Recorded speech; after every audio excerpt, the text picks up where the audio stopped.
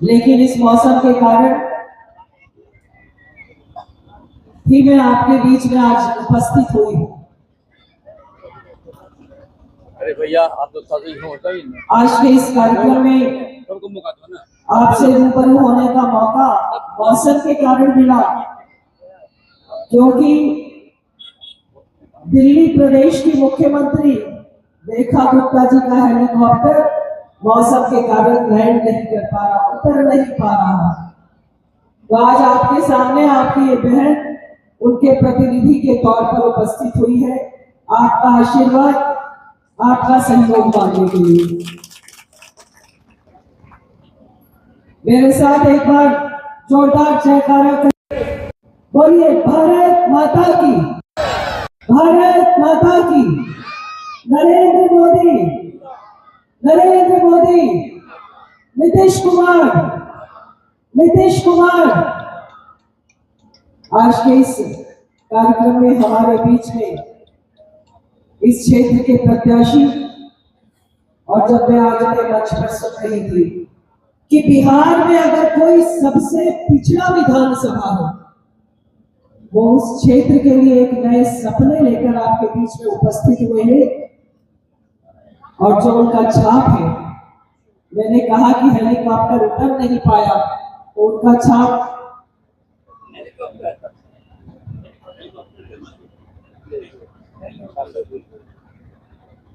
वो हेलीकॉप्टर उतर नहीं पाया, लेकिन भाई नीतीश जी का ये संकल्प है कि वो अगली बार यहाँ पर आपके आशीर्वाद से हेलीकॉप्टर को उतारेंगे और इस क्षेत्र का विकास करेंगे।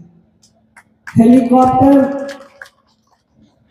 याद रखिएगा, मैंने आपको कहा कि मैं आपके बीच में हेलीकॉप्टर नहीं उतरने के कारण आई हूँ, लेकिन अगली बार भाई नीतीश जी को इतना आशीर्वाद दीजिए कि वो हेलीकॉप्टर इस कस्बा की धरती पर उतरे, और जो सबसे पीछे का विधानसभा है वो सबसे आगे खड़ा।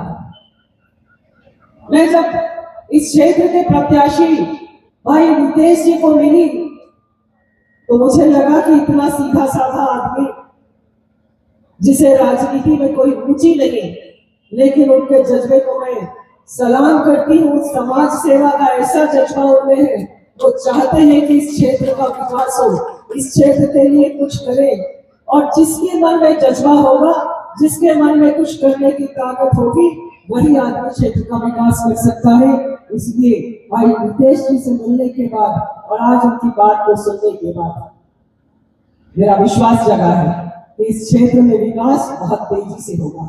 विकास इसलिए भी तेजी से होगा क्योंकि क्षेत्र के लिए देश के प्रधानमंत्री नरेंद्र मोदी जी लगातार काम कर रहे हैं।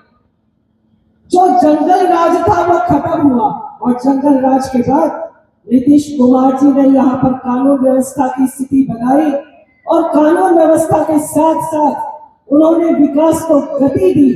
नरेंद्र मोदी जी वहां से ताकत देते हैं, नीतीश कुमार जी यहाँ पर शुरुआत करते हैं, और कस्बा क्षेत्र में भी भाई नीतीश जी इसको आगे बढ़ाने का काम करेंगे।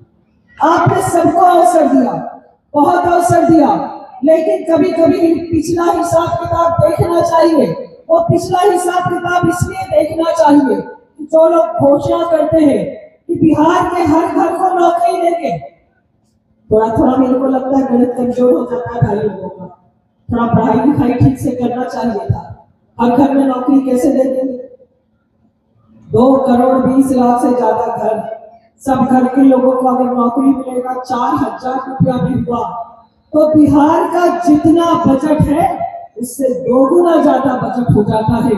नौकरी कैसे मिलेगी?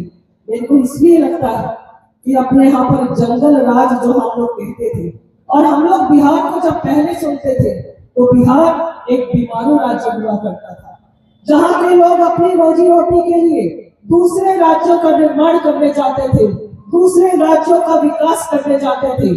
आज लेकिन स्थितियां बदली है।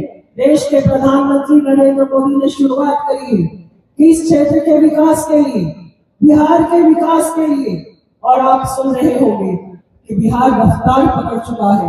ये रफ्तार बढ़ानी है, और इस रफ्तार को बढ़ाने के लिए ही आज हम सब ने इस कस्बा क्षेत्र में हेलीकॉप्टर छाप पर भाई मुकेश जी को खड़ा किया, जो लोग हिसाब किताब नहीं कर पाते, जिन्होंने लगातार इस राज्य में शासन किया लेकिन लोगों को सुविधाएं नहीं दी, लोगों को सड़क नहीं मिली, शिक्षा नहीं मिली, नौकरी नहीं मिली। और एक तरफ हमारी एनडीए की सरकार है, नीतीश कुमार जी के आने के बाद लोगों को व्यवस्थाएं मिली।